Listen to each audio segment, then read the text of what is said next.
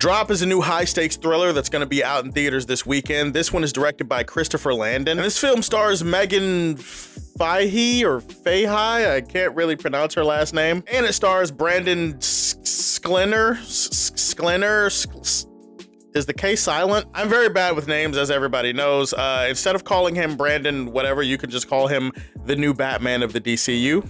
Just gonna leave that there and let everybody dissect that. So this movie is about this woman named Violet. Violet is played by Meghann Fehy. She is a widowed woman with a son and a sister, and she decides to go out on a date with this really charming and charismatic man played by Brandon Sklenar. And what starts off as a pretty solid date turns into a night of terror as suddenly she is being sent these mysterious messages by this mysterious somebody. And this mysterious somebody is threatening to kill her son and her sister unless she follows instructions and eventually kills her date. And what follows is an interesting game of cat and mouse and high stakes drama as she tries to navigate that situation. I saw this movie on Monday. I was gonna review it yesterday. Some shit got in the way, so now I'm reviewing it today. And I gotta tell you, the premise hooked me from the very beginning. You know those movies where a character is stuck in a situation where there's no way out and their every move is being watched and their every move is being controlled by somebody? It's easy to bring up Phone Booth, but I'll also reference a movie like Carry On Netflix if you haven't seen that already. A tiny bit taking of Pelham 1, 2, 3 vibes. I don't know, it just kind of reminded me of all three of those movies simultaneously. And this requires the character to be smart and to use their head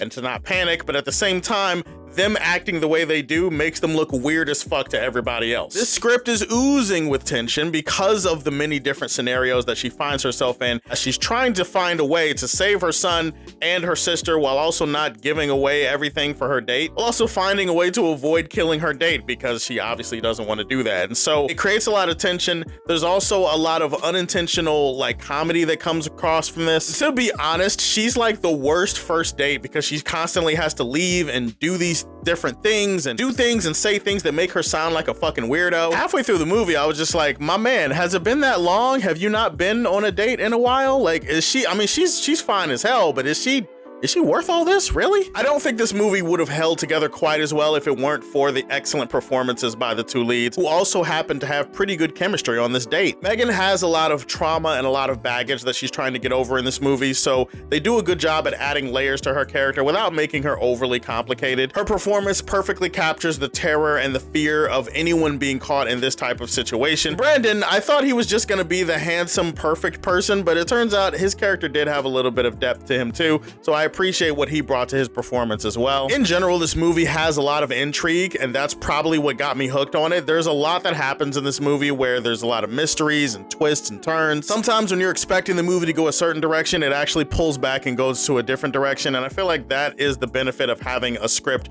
that presents this movie as like a whodunit. She's in this restaurant, this big fancy restaurant with this date, and she meets different people, and at a certain point in the movie, you're trying to guess and see like, okay, who in this restaurant is sending her these messages? I also want to shout out Christopher Landon. I think he was kind of in his bag from a directing standpoint in this movie. He does a lot of things in terms of the camera work, and especially in terms of like the visuals, in terms of like the graphics and certain things that he displays on screen for us to see. Text messages that are displayed in big block letters, videos that are shown on like the windows. Like he does this really great fade to black thing where he focuses in on a character. All of the color and the sound drains out of the picture and we're left with this highly focused shot. I just thought most of that was really well done, and it added a certain stylistic flair to this movie that I don't know that it would have had otherwise. When things go haywire in this movie, they go haywire. There is a batshit third act that, for better or worse, is going to leave you on the edge of your seat. Also, probably part of the bigger problem with this movie is that it has a batshit third act. I'm not gonna hold you, man. There's just a lot of implausible, improbable, highly unlikely things that start to happening. You could call them contrivances or conveniences if you want to. Some parts of the script just started to feel very outlandish, and there is a certain